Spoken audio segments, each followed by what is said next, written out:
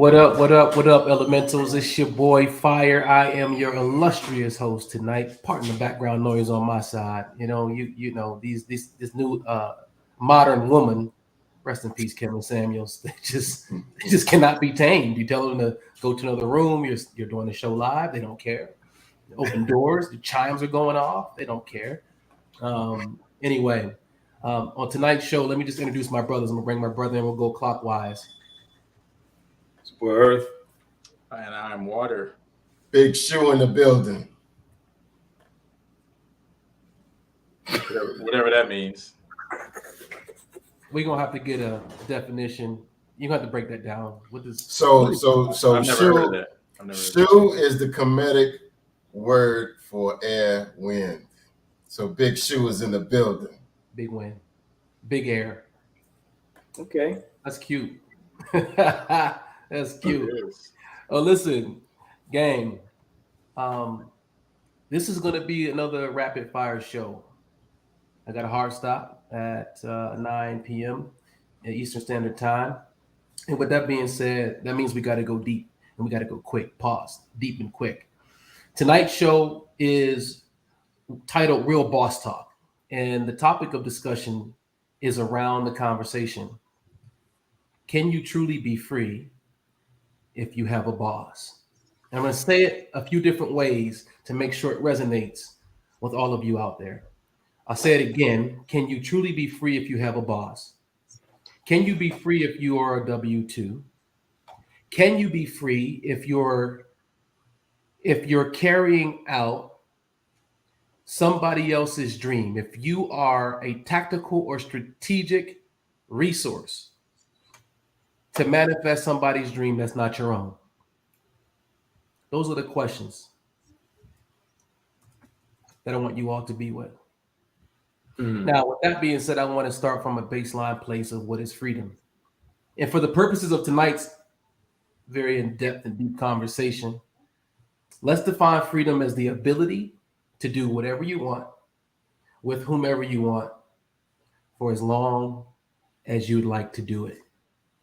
So I'll say it again. Let's define freedom as the ability to do whatever you want with whomever you want for as long as you'd like to do it. And then underneath that, part B, so freedom definition B, is around your full self-expression, aligned with the gifts, as Chief would say, and or the medicine that has been deposited into you, or that you are, right? And so on one hand, it's about lifestyle. And on the other hand, it's about existentialism. Who am I and why am I here? And I want to make a distinction between those two because I think you can't have one without the other in my mind. Because we're out to playing the game of having it all. So how can I be exactly who I was created to be in this world and have the lifestyle, leisure, fun, play, and be present with whomever I want to be present with for however long I would like to be present with those people. Because I don't want this to occur or come off as an assault on W-2s. It's not that, but it will cause you to think. This conversation will rock you. And so with that being said, I'm going to take a pause and tap in with my brothers. When you hear freedom, inside of the context that I just laid out, we'll start with Earth. The ability to do whatever you want with whomever you want for however long you decide, and your full self-expression as the being that you were created to be in delivering your medicine. For me, no. You can't be. For me, I couldn't be a W-2 and be free. However, there are people.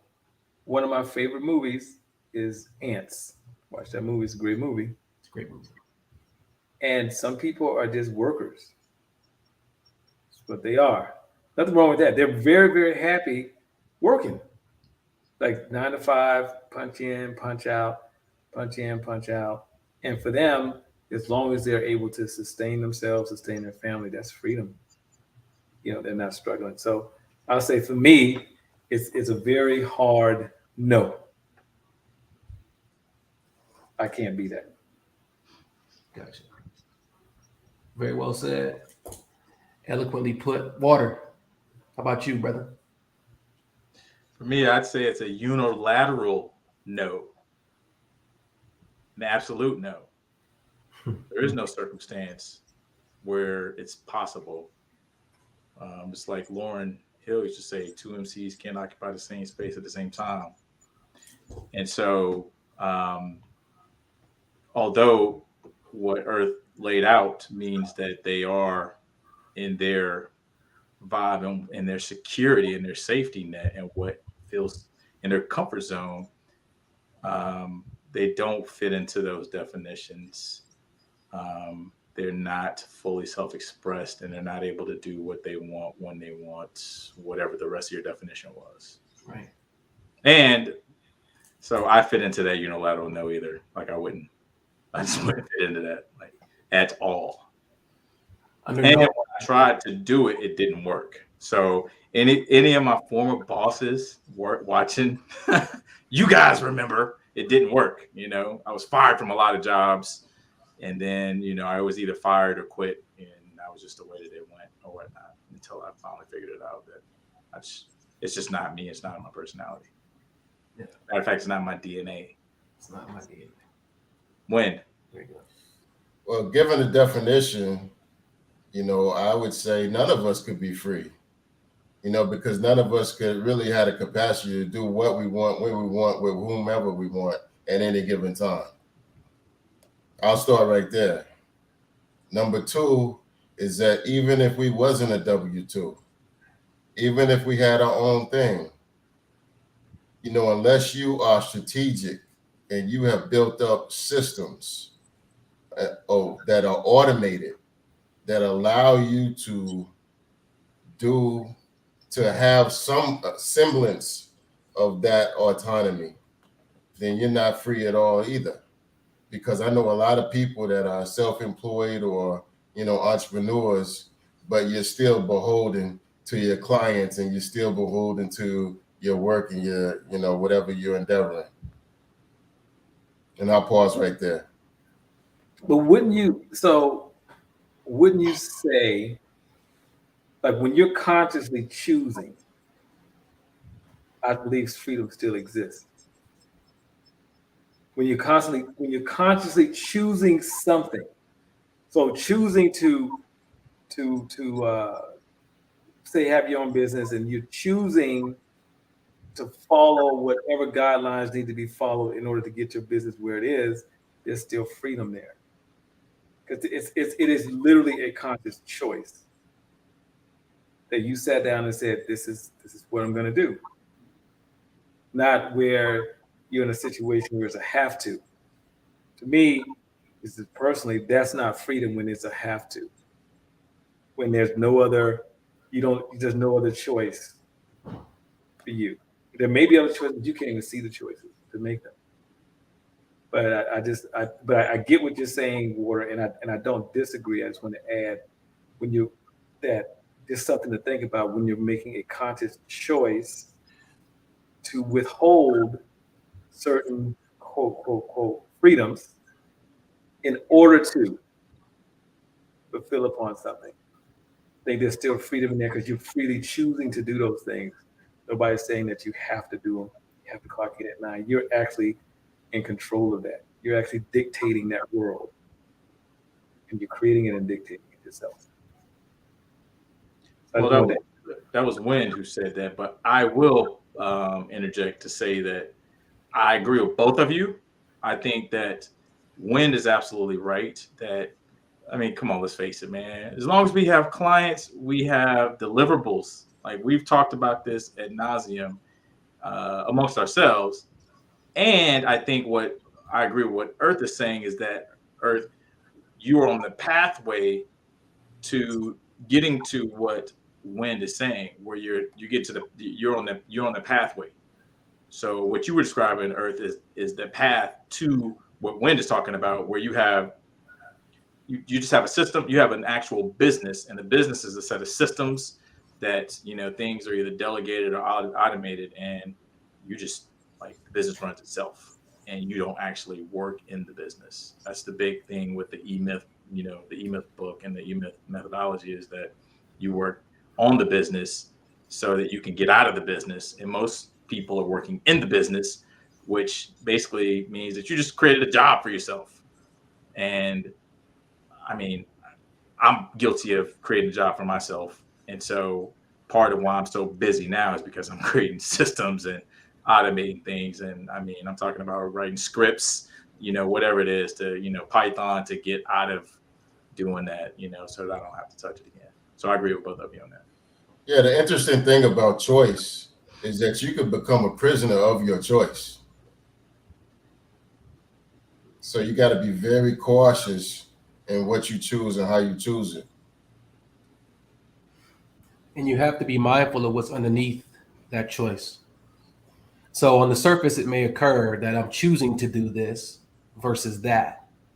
I could choose to do something else, and there's power and freedom in that.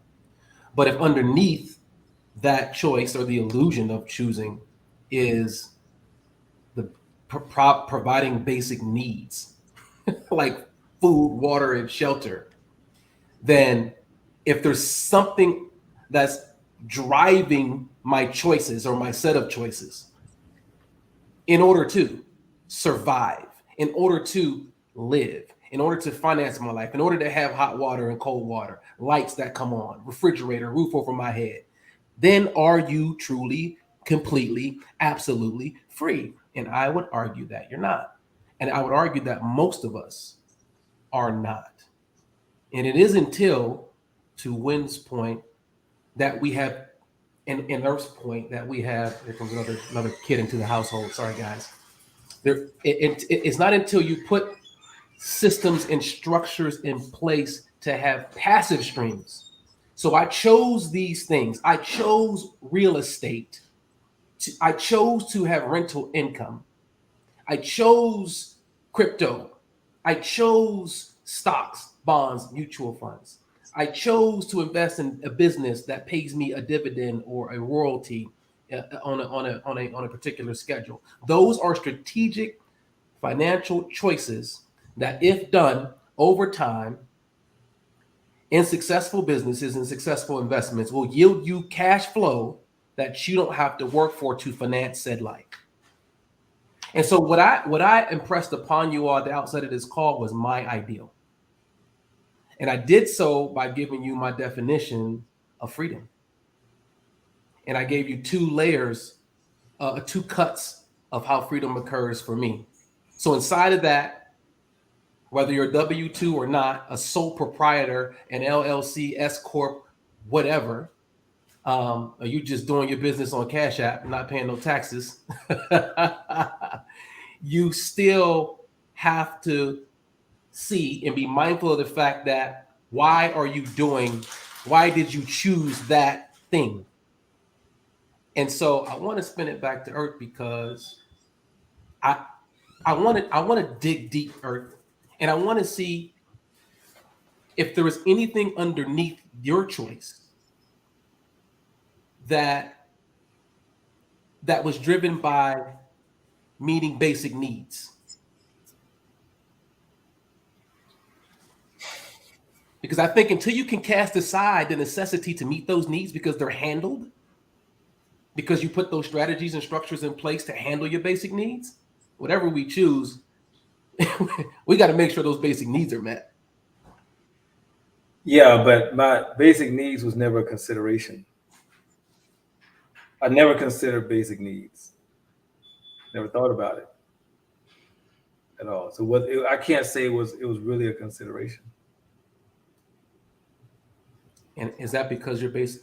Is that why was that? Let me ask you that. Why were basic needs not a consideration?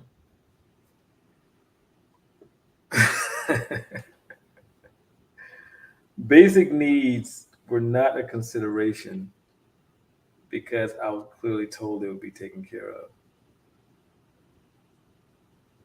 That's why it was never a consideration.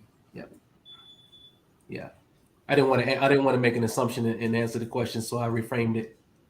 Yeah. for that to be shared. Yeah, I was literally told it'll be taken care of. That's what you're saying, and that's what it's going to be. Let's stay right there. This is good. This is good. So for my Bible readers, for the Christians who are watching us, you know the scripture says that, and I'm paraphrasing, that when you honor the gifts that God gave you, or the purpose that is in you, the purpose that you are, the medicine that you are, your gift will make room for you. And inside of that meaning, contextually, is exactly what Earth is saying, is that you don't have to worry about the basic needs, because the providence, that debt's already been paid. That actually convicts me, if I may be naked for a moment, because I know that, like, my spirit knows that, but my mind, my intelligence, my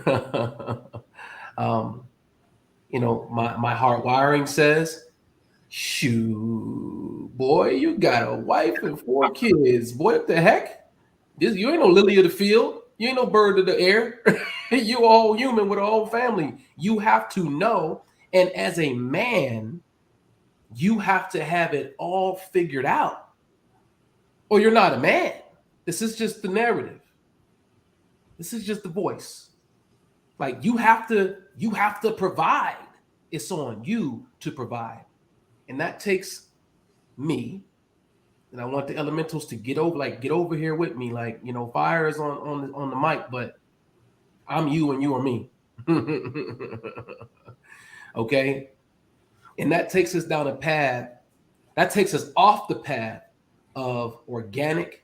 That takes us off the path of righteousness. And I don't mean a dogmatic religious righteousness. I mean a right standing relationship with our essence, with our creator, with our ancestors, with our existential why.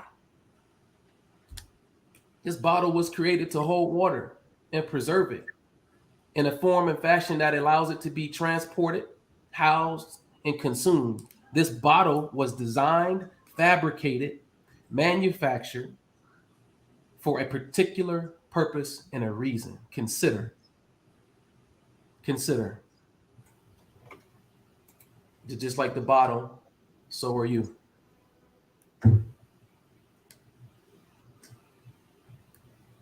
Consider that there's a reason, a functional reason, a real need in humanity, a real need in nature for whatever your gift is. And so, Earth, I'm going to keep calling on you, because you're one of the few people that I know who has been able to align that existential why with and create freedom, right? And create, you don't even worry about the basic needs. Yet money comes in and you invest and you do things to set yourself up. And my boy DeVal, I could count on one hand my boy Slick. They're inside of their gifting and just being, and it's just coming in, and I get a front row seat. And so for those of you who know, I'm corporate American. I've been in corporate America for, my gosh, it's been like 15 years now. And I know that what I do inside the corporate domain is not my full expression, but it checks a lot of boxes from a need perspective. And at the end of the day, in the interest of time, I'm also mindful that the more I invest and pursue a lane that was not designed for me, that I was not designed to be fully self-expressed in, is how I come to know and come to relate to the word disobedience. Not from a shame or guilt perspective. There's no shame and no guilt around it, But when you know something in your soul and in your spirit, and you choose the illusion of the guys that I'm choosing this. We're gonna clear $500,000 this year. The heck you talking about? We make great money. What you talking about? Nobody cares. Spirit don't care. My soul surely don't care, because I'm still thirsty. I'm not satisfied. And I'm not meeting the need that I was created to meet on the level of humanity. And I understand that. So again, elementals, I challenge you, as you're listening to this podcast, ask yourself, we're not 7, 10, 12, 15. We grown, and we've lived enough to know whether or not what we're doing meets a fear-based need, an ego-driven need, or an existential, like your divine need, your calling. All right, so I'm gonna pause right there, and I'm gonna go to Water, because Water is somebody who has been in honor of this knowing. As he said, I know I am unemployable. I know this about me. I can't be hired. Like I can be contracted, but I cannot be hired. Okay. And so inside that knowing, he's built a life. Water makes extreme choices to make sure that he can choose he can honor his truest and his highest, his absolute most authentic self. And he does it, from my perspective, with the greatest of ease. So, Water, can you share your mindset and your philosophy around how you structure your life to ensure that you can stay true to yourself with the elementals? Yeah, absolutely. I just want to, before I get to that, I just want to say that we should change the name of the show to Fire on His Stump. And you know, even when we have an abbreviated show, or like only half the time, Fire's going to talk for 75% of that time. So just wanted to, I wanted to break the fourth wall right quick. Okay, let me get back in character.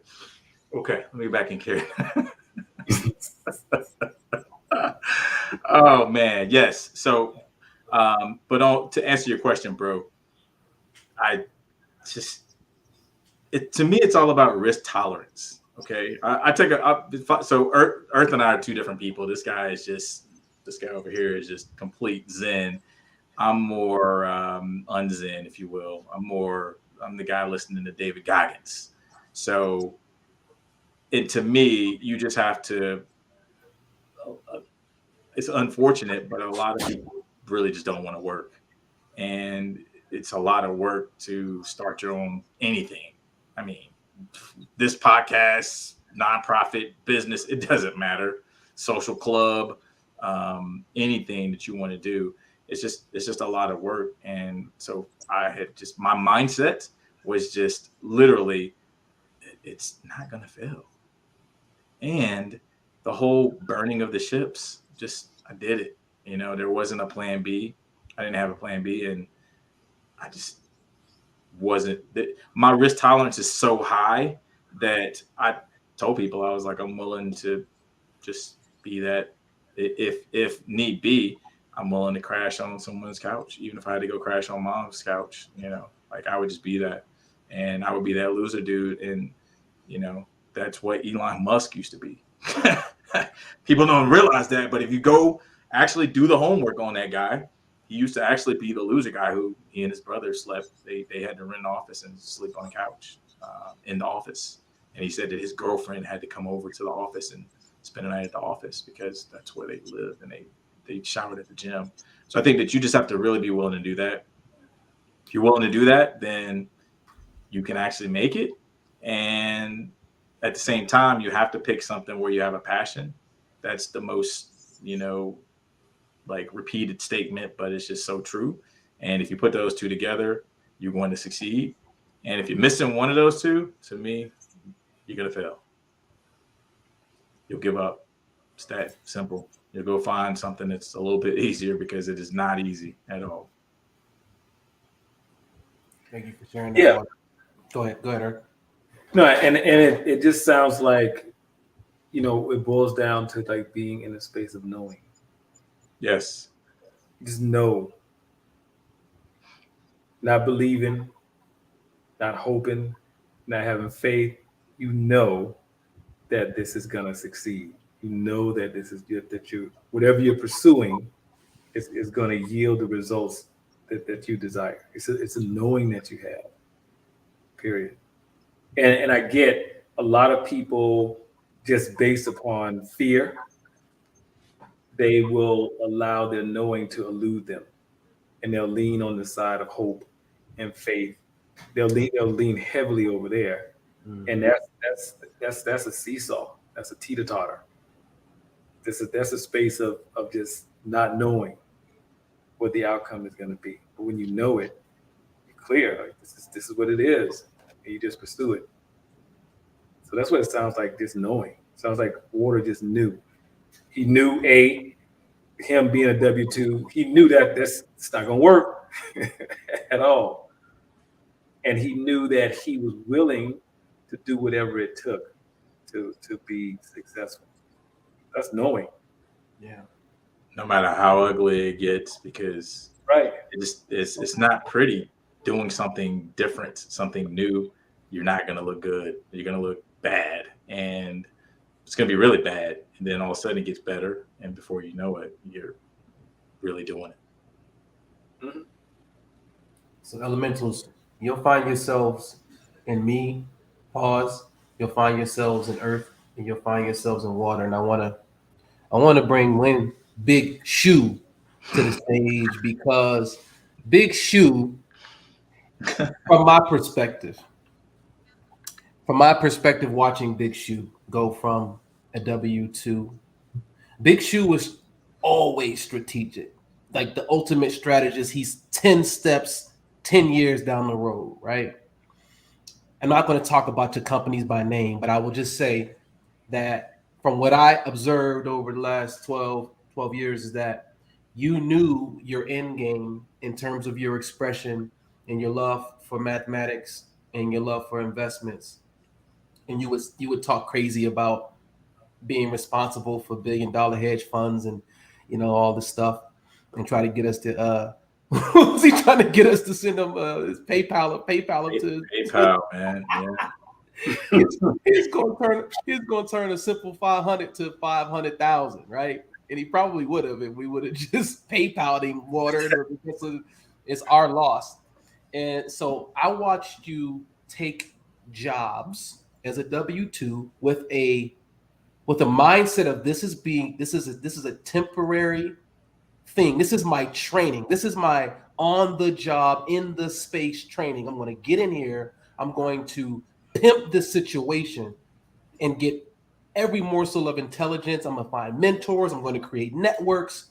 I'm going to develop processes and systems. And then you relocated from Atlanta to Chicago. And bro, I don't think you've worked for you've been a W-2 since. Maybe at the beginning.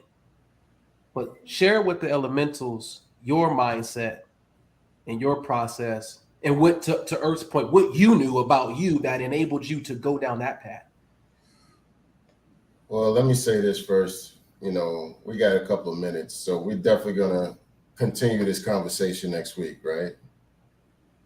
I'll start right there. Number 2 is this body that we got is absolutely phenomenal. And we have absolutely no fullness to our understanding of this body. This body is actually an antenna. This spine that we got is an antenna. This brain is a system to receive. And when we're in a state of survival and when we're in a state of fear, we have a diminished capacity to actually receive guidance. And so if you don't have that capacity to receive guidance, you are programmed just like everybody else in the world, and you're going to be average. And being average is the greatest risk of it all. The biggest risk to life is not taking no risk.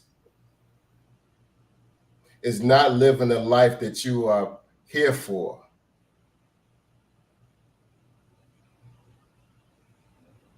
It's not living a life that you absolutely desire.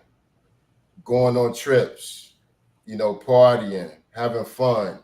Who wants to work 9 to 5 every day? I know not one.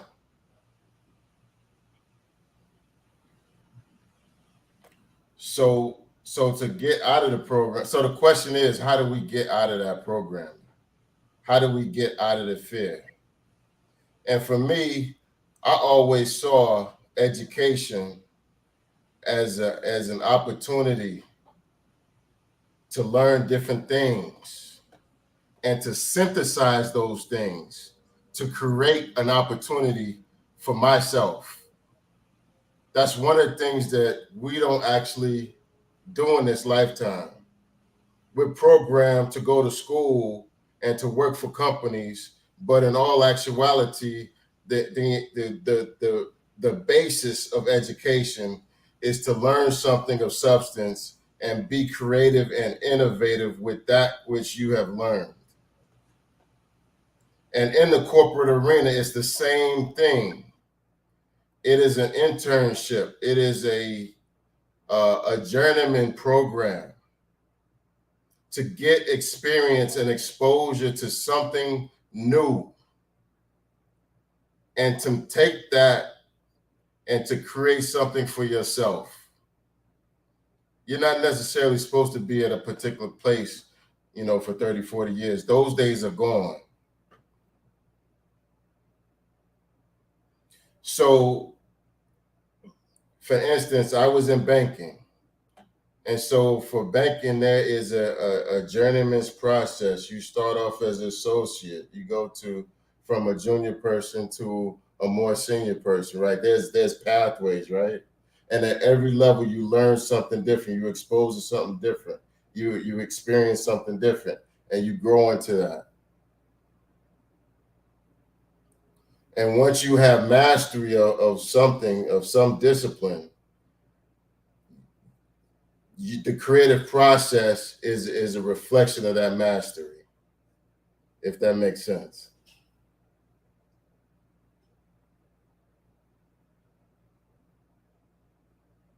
So I'll just park it right there because I know we out of time, but we're gonna continue this conversation for sure, and it's gonna be juicy. Listen, it might be 30 minutes, and we might start at 8:30 again next Wednesday. We don't know. We got to see, but we are definitely going to park it, put a pin in it, because this is for me fire, because I'm incomplete and I'm out of integrity despite my tax bracket and my zip code with myself, with my higher self. Yeah, but what does that mean? I'm not aligned. I'm not aligned with my idea and my ideal experience of freedom. Which is to do whatever I want with whomever I want for as long as I want to do it. And the other part of that is to express myself creatively from love in the world in the way in which it was given to me to express.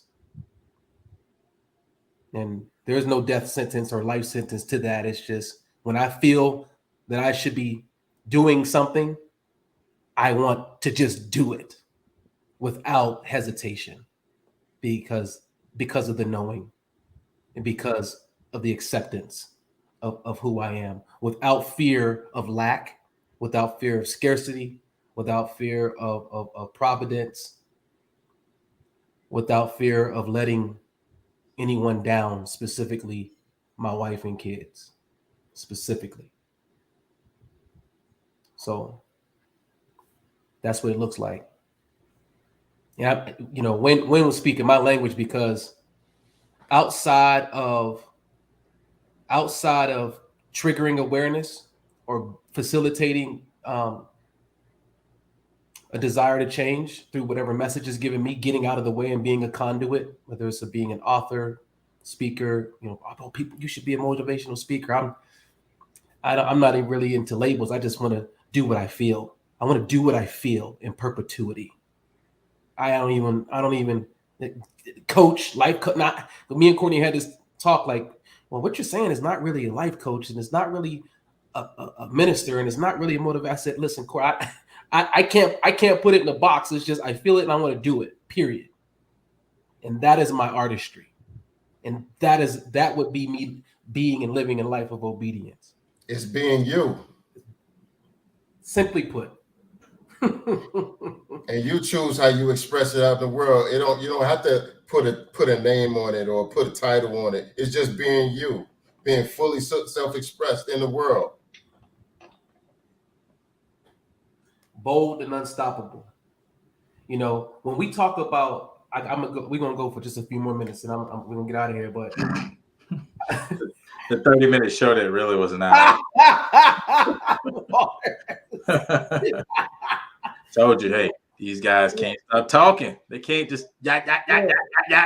Look, man, being able to do you without fear of reproach, being able to say what needs to be said and speak in truth to power to whoever the audience is, without the necessity or the perceived necessity for censorship, is power. That's power. That's freedom. Okay, so then here is the nakedest of naked questions for you, Fire. So then, what is holding you back? Oh, it's easy. It's fear. It's fear. It's being conditioned in a faith paradigm. It's okay. So it's all these things. Yeah. Fear of lack. Fear of not meeting the operational expenses and the needs, the basic needs of the family that I built.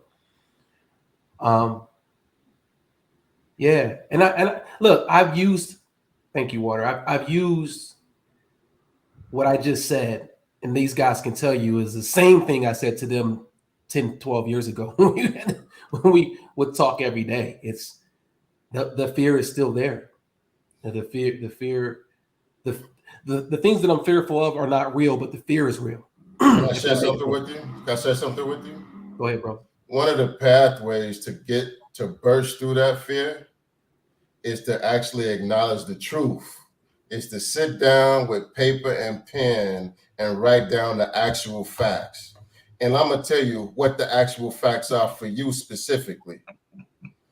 University of Pittsburgh graduate, University of Washington St. Louis MBA, worked at PPG, worked at Mohawk, worked at this company, worked at that company, got all sorts of promotions, skilled in marketing and sales, a leader of men, a leader of family, a leader of organization. You had a capacity to synthesize all of these things and create anything that you want. You had a dream of going to the NFL as a kid. And despite all the odds, growing up in Pittsburgh, you made it happen. You've always made everything that you desired happen. Why not this? And that's an actual fact.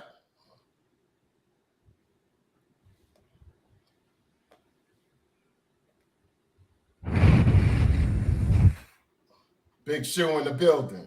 Big shoe. That's a word, man.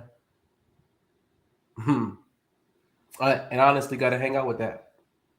those facts, those actual facts. And I've taken those actual facts and I've applied them inside of the game. And that's how I was able to do all those things. I would refer to those reference points for a reason for why I deserve a seat at the table and why and how I can run circles around my counterparts, but I'm still in the matrix. You got to do it for you. You got to do it for your family. Yeah. You got to do it for legacy. You know what I mean? Yeah. So back to the questions though, is thank you, Win, for building my man up. But Fire, we talked about this, bro, and I mean, I'm gonna be honest. If you asked me this on the show, I'd be like, bro, I ain't doing that. Not on the show. So I'm gonna ask you, like, so why you? So that it's fear, and what it's the fear of. Then why allow fear to keep you trapped?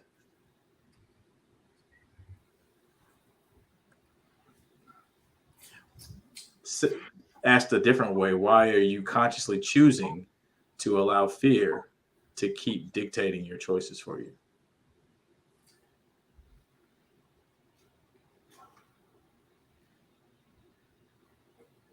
And bro, trust me, like you asked me this on air, I'm like, man, you crazy, dog. Like we're taking that off air. Nah, it's good. We're taking it off. Let me add on to that. What makes this fear distinguished from the other fears that you burst through? That's a separate question. So yeah, that's what I'm saying. I'm adding on to it. And we ain't got to answer that now. It's 9:10 Eastern time.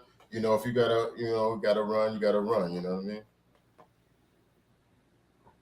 Let me look at it. Yeah. Let me look at it.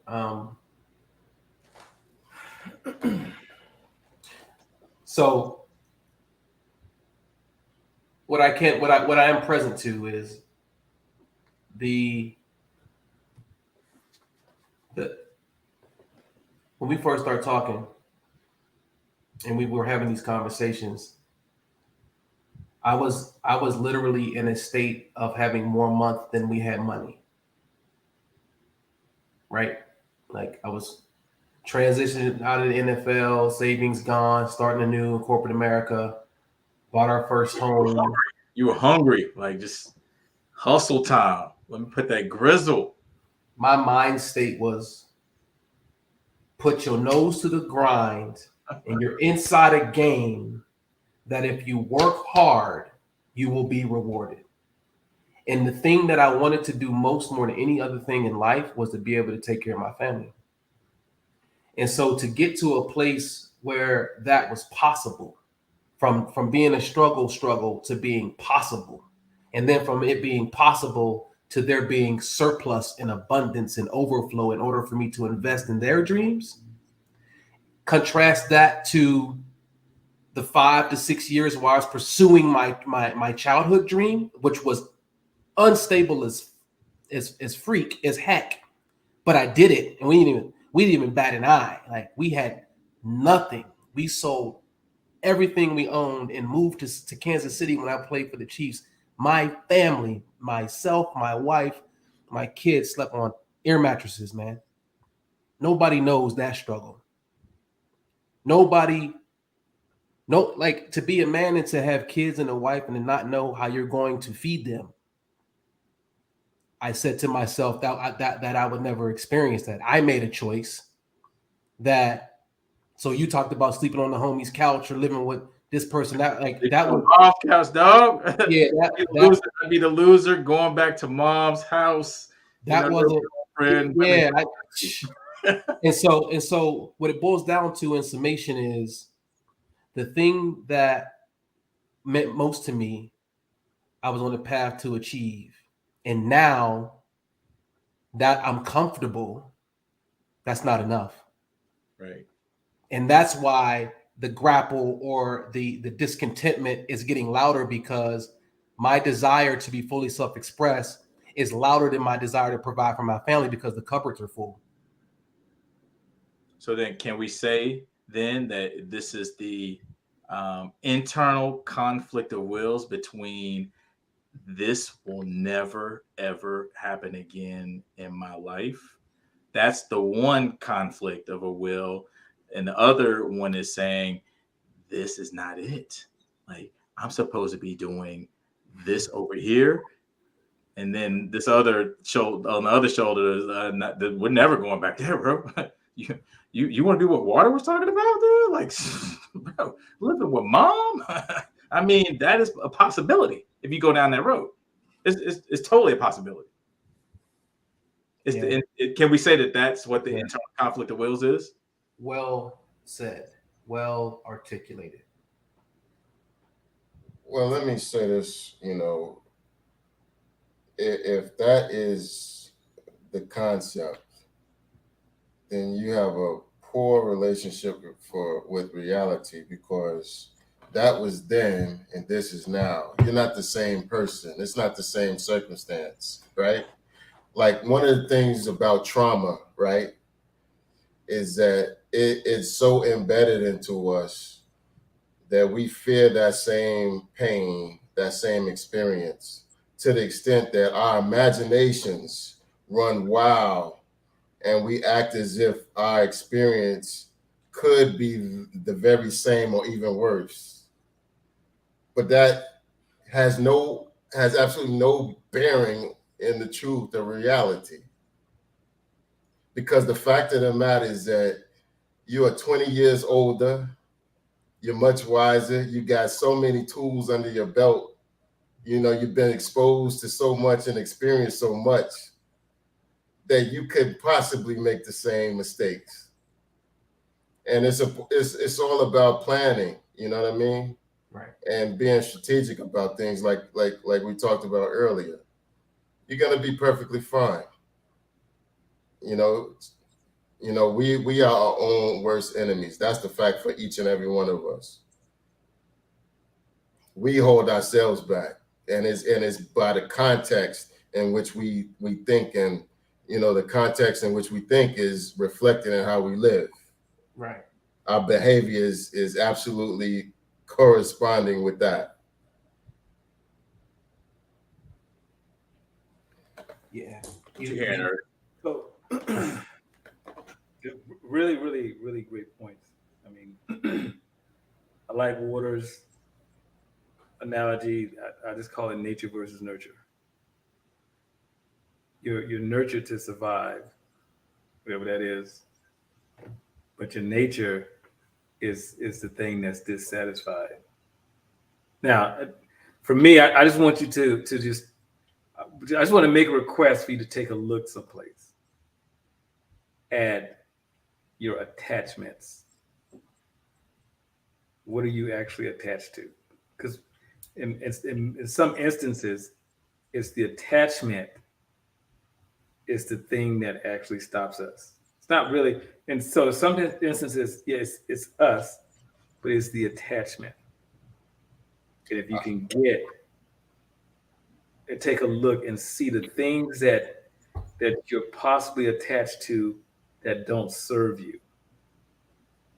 And we a lot of times think about things we're attached to that serve us, but things that you're attached to that possibly do not serve you. I would argue that we are attached to our traumas.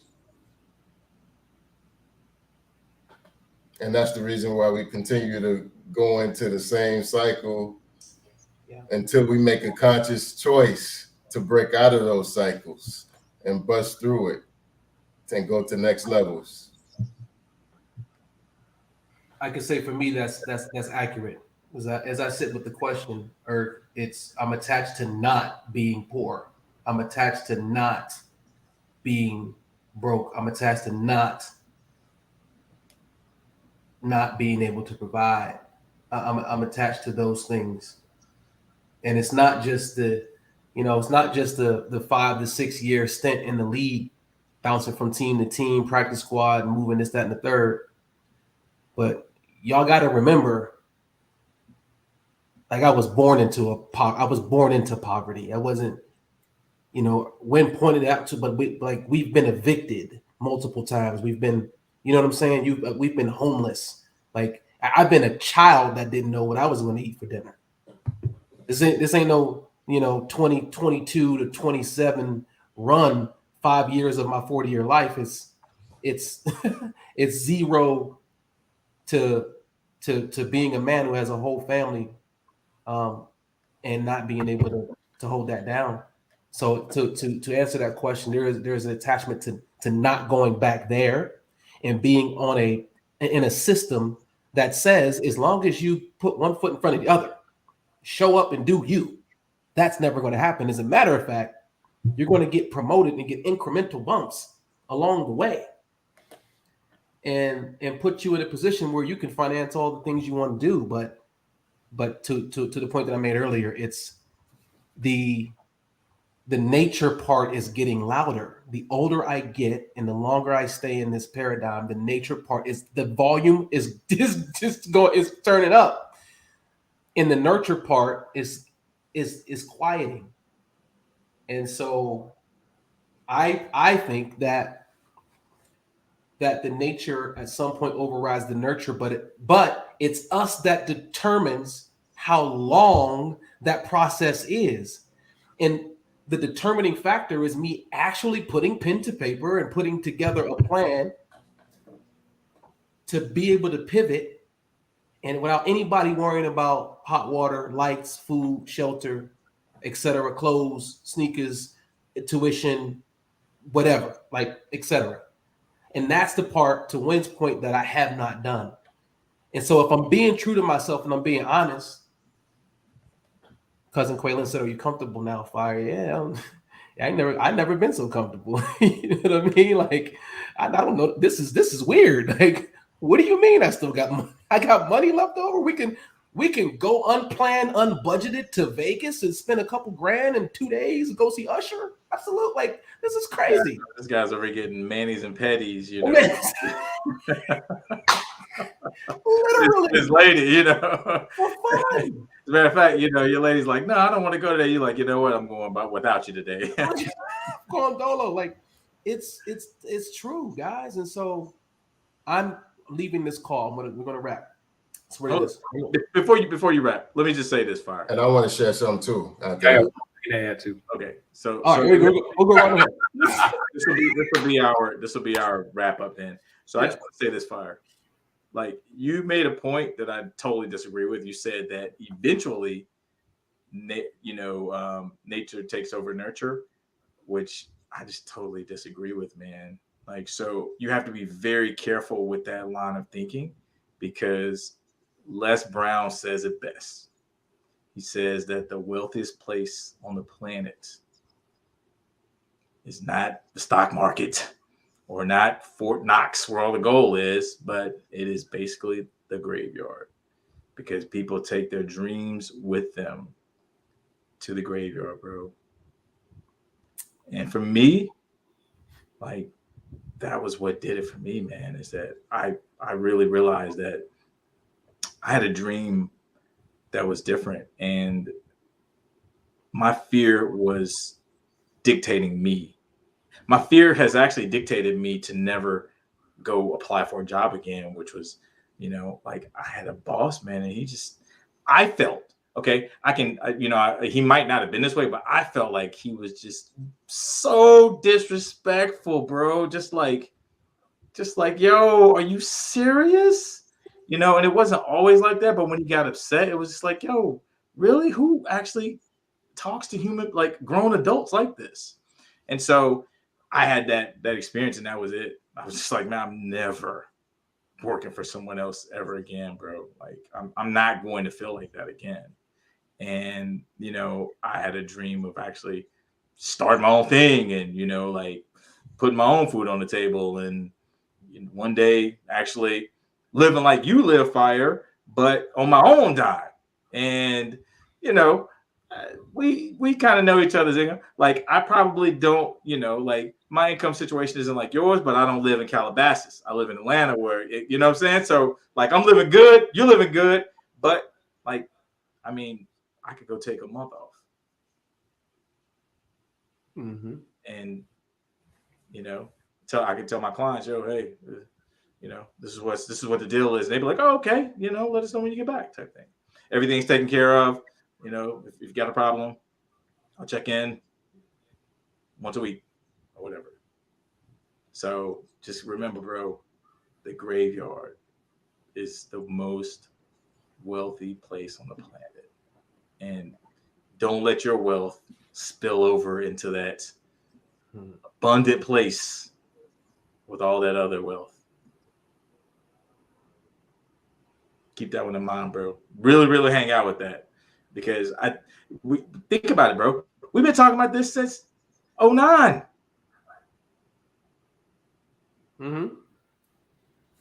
It's 2022. You might as well say it's 2023. Yeah. We've been talking about it since 2009 or 2010. 12 years. Yeah, that's the knowing. That's the knowing. That's the spiritual part that says this ain't it. In the carnal part that says, dude, I'm trying to just have enough enough money to cover the month. And that, you know, that's where I was then. So it's been a progression for me, you know. And I'm perfectly fine with disagreeing with that philosophy. I think it was Miles Monroe. Yeah. Dr. Miles Monroe. Yeah. Who said that. I read that book. So that one stayed with me. I'm like, whoa, that whoo. But it's so you pointed out the fact that you had an experience of a boss that was so disgusting.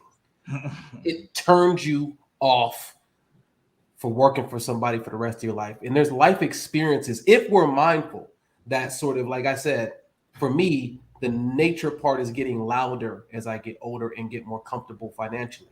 Inside of that comfortability, I now have the means to be able to put structures and systems in place to create a foundation by which I can pivot without anybody missing anything. And so it's all there. It's just like, I have no shame or guilt about the time it's taken. I think I'll say it again because I really want to highlight to Wynn's big shoes point is that the time it takes is purely a matter of your ability to strategize, plan, and execute your pivot. Because I wasn't moving with mindfulness, synthesizing, as you say, those relationships intentionally. Like, I'm going to pimp the game. I'm going to pimp the machine so that I can get out of here. I'm going to pimp the matrix, and I'm going to gracefully bow the heck out on my own terms. It was the survival. And we talked about the hamster wheel, and I knew I was on it. And I, convinced myself that I was choosing it from an empowered place. Well, let me make a correction. Go ahead, bro. So I talked about strategy and I talked about planning. Right. And I don't disagree with that one bit. But what's more important than that is developing a level of consciousness and being able to receive guidance. Because had I received guidance and got away from certain things, fear, whatever, then I wouldn't have to have had to plan and strategize and wait for so long. Gotcha. Because I would have been a receptacle. Gotcha. Directly being guided from spirit, right? Yeah.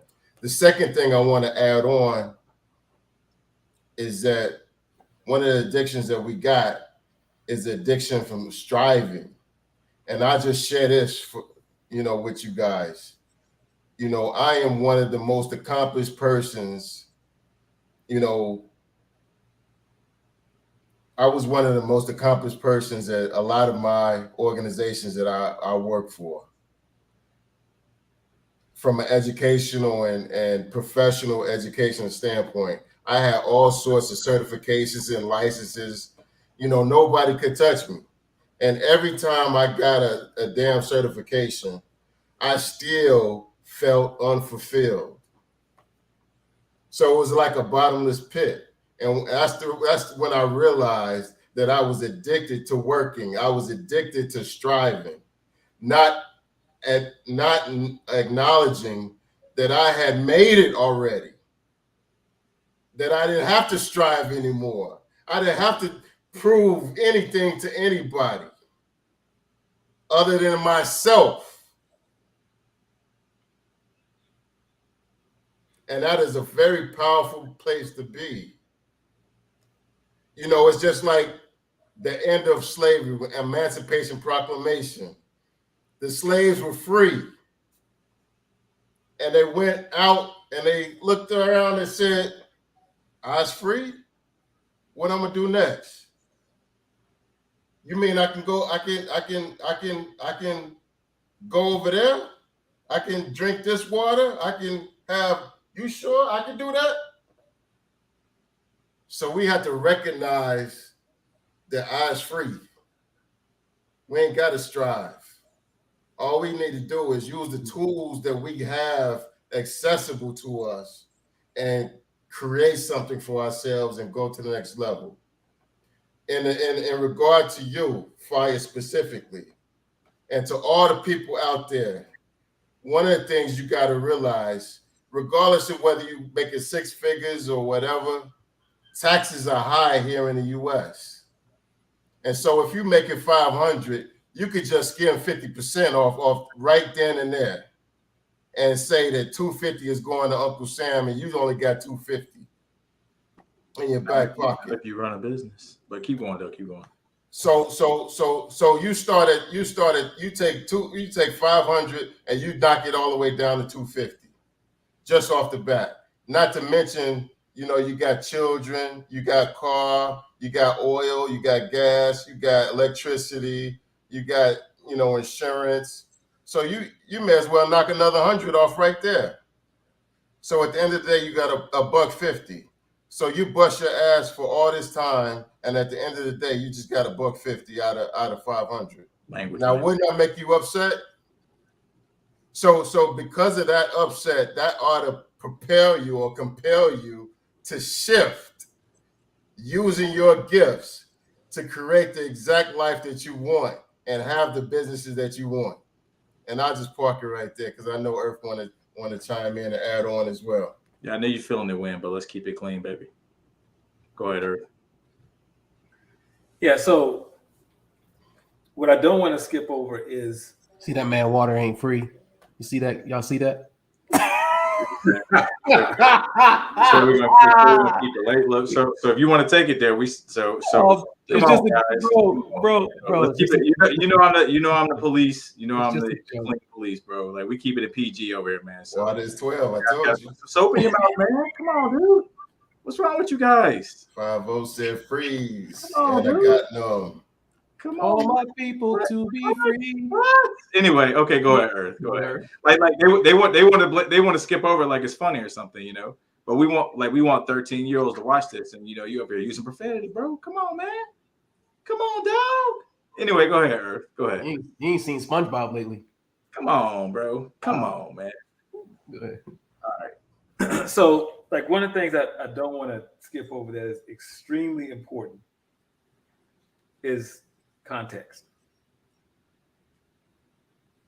I want you to take a look, you mentioned some of them, at the context that you've created that have expired, but you're living as though they haven't. That's what I was getting to. That's what I was talking about. Because the context is decisive. The moment you create a context, it immediately begins to expire. And once it's expired, it's useless. But just recognizing that your context to be who you built yourself to be, consider that that's one that has expired. And for the water, I think said, Wynn said, on to the next. Meaning, for me, I get on to the next context, but acknowledging that those prior contexts they've expired. Got it. But you have to acknowledge the expiration of them. If you don't, you literally continue living in them as though they're still alive and well. And they're not. And you can create 1,001 new context, but guess what they're sitting on top of? A bunch of expired old context. So it's like putting lipstick on a pig. That's a fact. So just my request is for you to look and see what context you created over the past 20 years plus that have expired, but you're living as though they haven't. That's a homework assignment. That's a homework assignment. I'm gonna Absolutely, yeah, absolutely. And you should also replay this entire episode. You know, you should beat it into your head.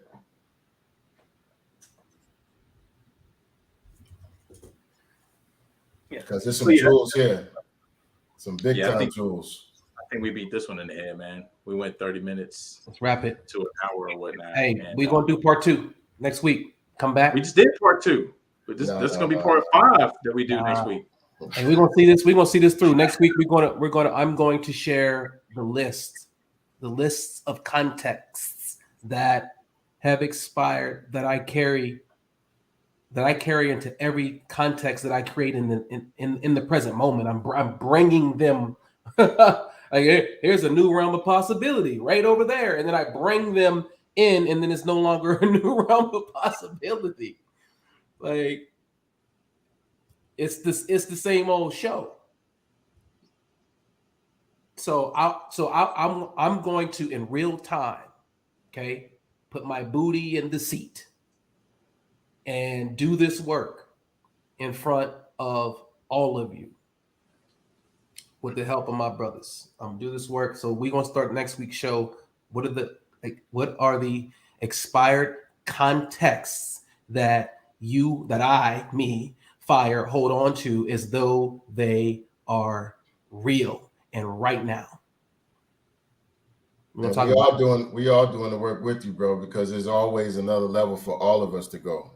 Facts. You doing the work, Win? Absolutely. Talk about when you were shorty? When I was a shorty and now I'm big shoe. From shorty to big shoe. Yo, Elementals, we love y'all. We appreciate y'all for rocking with us as usual. Y'all have to invite, like, we do this for y'all. We don't get paid. We are busy. I'm supposed to be at an event for the NFL in LA in 30 minutes. I gotta change and the Black Athlete. And so this is for you. If there is no you, there is no us. There is no platform. There is no reason for us to do this. We can just be 4 long-winded Negroes on a group chat. Very long. Very long. And we've done that. So tell your friends, subscribe to the YouTube channel, share the showing, the taping of the show on your platforms, and get more people over there, because this is a conversation that's not being had in the interwebs. And we knew that. And we obeyed eventually. We were a little stubborn at first, but we're here. It took us a while to get here. So y'all have a blessed night. We'll see y'all next week. Peace and love. Hey, peace. Peace.